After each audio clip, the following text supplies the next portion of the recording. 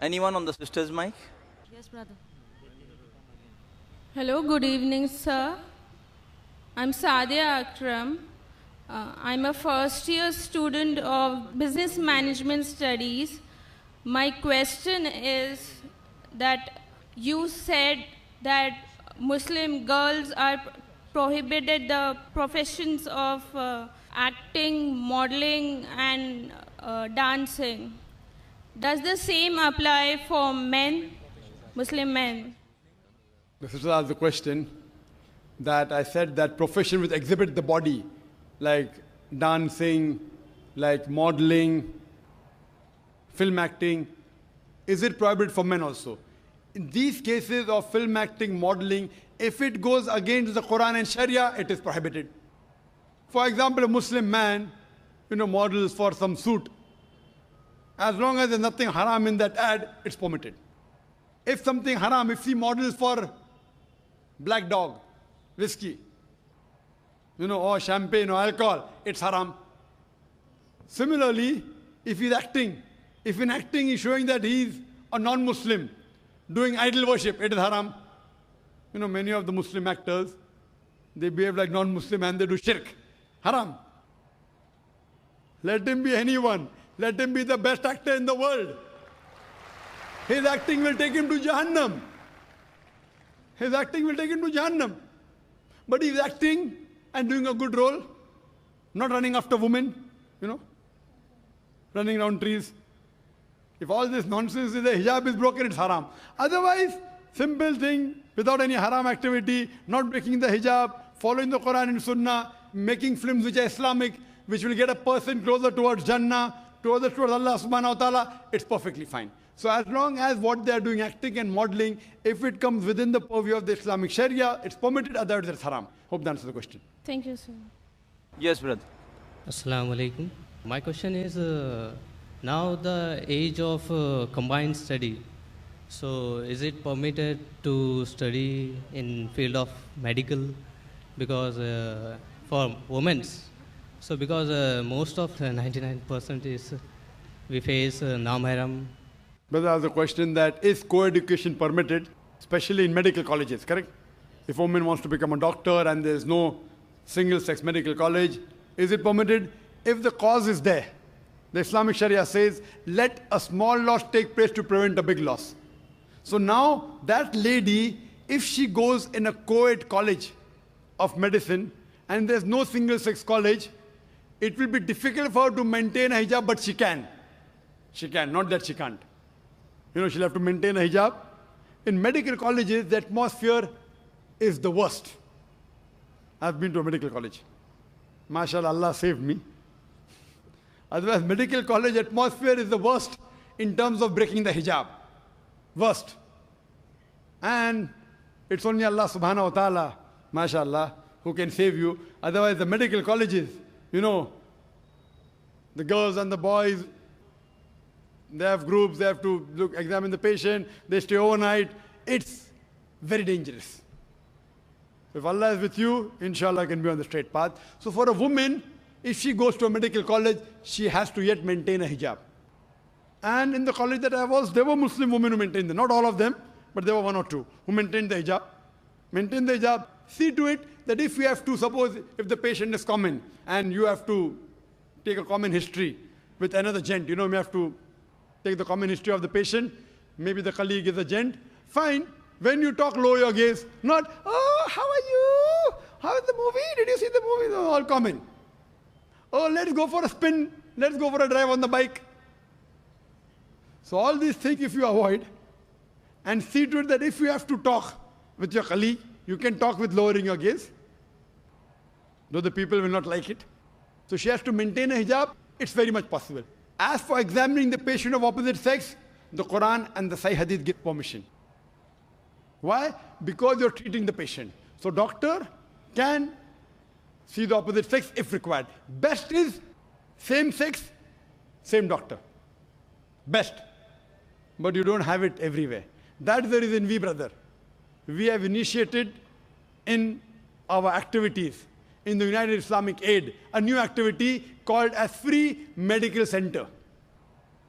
So we have started recently which will inaugurate after this conference.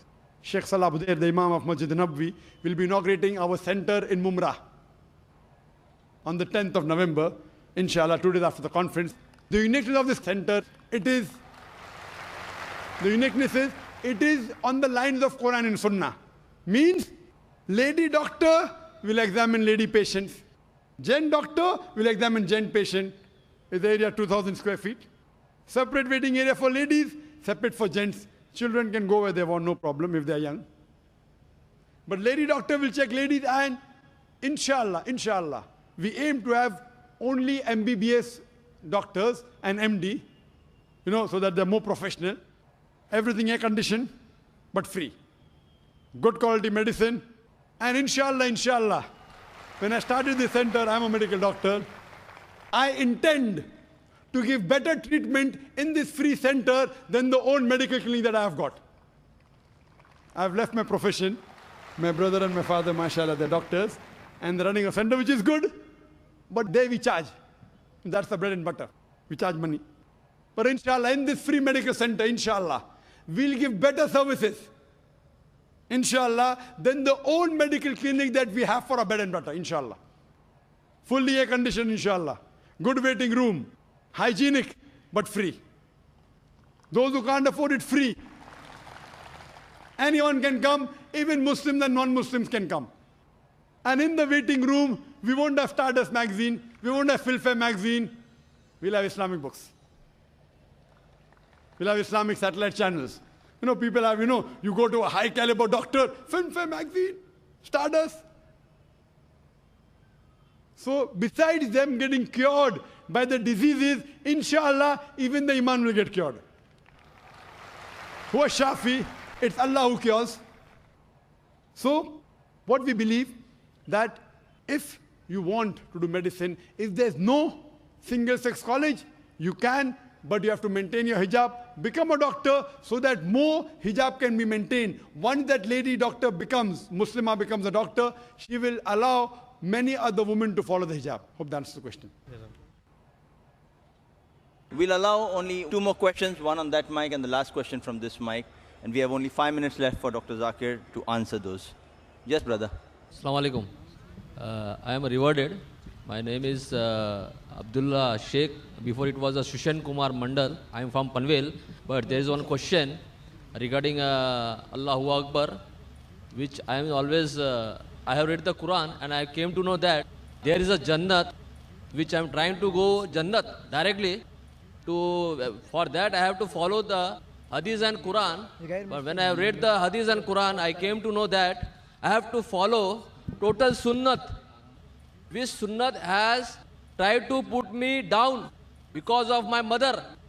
And my mother asked me to remove my beard, my cap, and all Sunnat.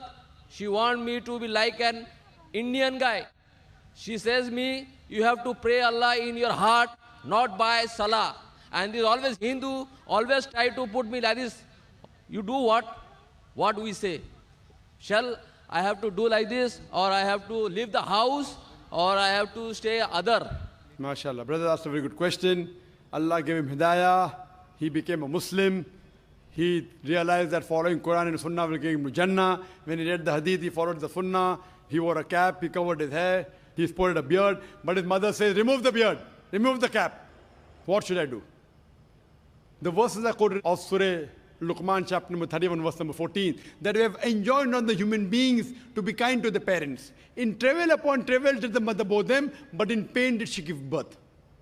Immediately next verse says, Surah Luqman, chapter 31, verse number 15, but if your parents force you to worship somebody besides Allah, of which you have no knowledge, then do not obey them. Yet, live with them with love and compassion.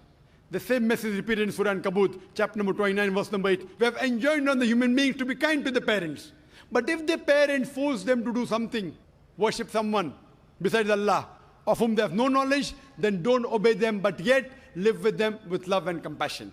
What we realize from Quran and say Hadith, that you have to love your parents, you have to respect them, you have to obey them. But if they tell you something against Allah and His Messenger, that's the only time you can disobey them. But yet love them.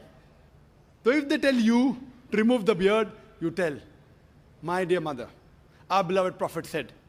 It's mentioned in Sahih Bukhari, volume number 7, in the book of death, hadith number 780, that do the opposite of what the pagans do, trim your mustaches and grow the beard. I am following my messenger. And that same messenger said, paradise lies beneath your feet. So if I remove the beard, even my paradise beneath your feet will go. Mother, I love you. Mother, I care for you. Mother, I respect you. That same Prophet said that the person that deserves the best love and compassion is your mother. After that, do your mother. After that, do your mother. So if I stop obeying him, I will have to stop respecting you also. Mother, I love you. I respect you. I obey you. As long as you don't go against the person who's taking you to Jannah. That's the Prophet. So depending how you speak, what you do, if you were not obedient to your mother before accepting Islam, maybe she told you, okay, wear a blue color shirt. Mother, I don't like blue color. Moment you became a Muslim, mother, I will wear a blue color. What happened to my son? Before he became a Muslim, he used to disobey me. Now he's obeying me. So whatever your mother told you before you became a Muslim, which you never used to follow, the moment you become a Muslim, start following as long as it doesn't go against Allah and His Rasul. You should find a change. Start loving her more. You have to respect her. Suppose she goes to the temple, doing shirk is haram. But the moment she comes out of the temple, it becomes your duty that you take her back home. Because you love her, because you respect her. Even though she's a non-Muslim, yet your paradise lies beneath the feet of your mother. Your mother may not be in paradise, but your paradise yet lies beneath the feet of your mother. Love her, respect her, obey her, until she does not go against Prophet and Rasul. See, there should be a change in your life, and she will respect you. She will also accept your religion. She will even accept the sayings of Prophet Muhammad. Hope that answers the question. Wa akhiru da'wana alhamdulillahi rabbil alamin. Sir, but there is one problem is that after she has converted into Islam, she accepted my Allah, but he is taking in the back of Allah, she is saying to me, you don't follow what the Huzur Sallallahu Alaihi Wasallam is giving you, the whole structures of the Islam, she is trying to stop. What shall I do? I should leave the house or I should stay away from my mother? Because you told me that in the feet of mother there is a Jannat. Time is running short. The time is running short. You have to follow, yet love her with compassion, because tell her that the Quran says Atiullah wa atiur Rasul in Surah Nisa chapter number 4, verse number 59. So Quran says follow the messenger, therefore I am following the messenger.